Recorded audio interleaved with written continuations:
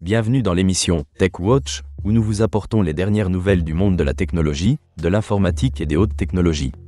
Aujourd'hui, le 11 juillet 2025, nous avons des informations marquantes à partager avec vous. La French Tech Bordeaux a élu un nouveau président. Hakim Baka, cofondateur de la startup Gev, succède ainsi à Mathilde Leroy.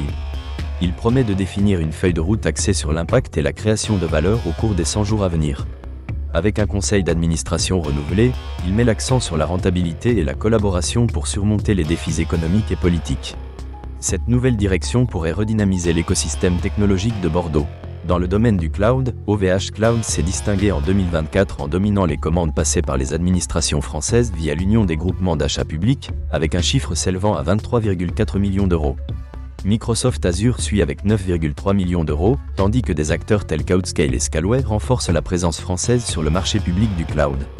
Cela démontre que les fournisseurs locaux demeurent des choix privilégiés pour les institutions publiques.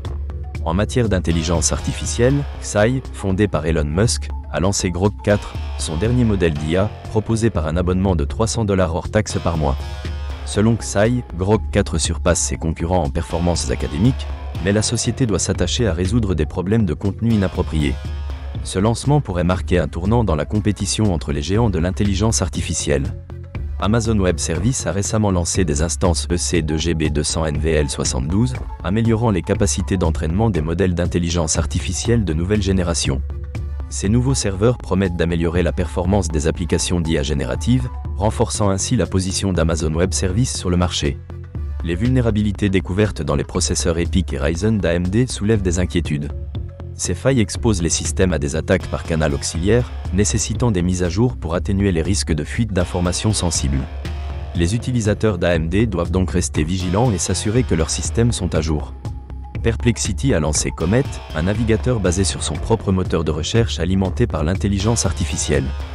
Bien que prometteur, il présente des défauts et un modèle de tarification qui suscite des interrogations. Ce lancement témoigne de l'innovation continue dans le domaine des navigateurs web. Oracle a annoncé l'expansion de son service database à Amazon Web Services à 20 nouvelles régions, dont Paris, dans les 12 à 18 mois à venir. Cette initiative vise à améliorer l'accès aux services de base de données d'Oracle via l'infrastructure d'Amazon Web Services, transformant ainsi la manière dont les entreprises gèrent leurs données. Un changement de direction notable chez Apple, Jeff Williams, directeur des opérations, quittera son poste pour prendre sa retraite. Sabi Khan prendra la relève. Ce changement intervient à un moment où Apple doit faire face à des défis liés à sa chaîne d'approvisionnement.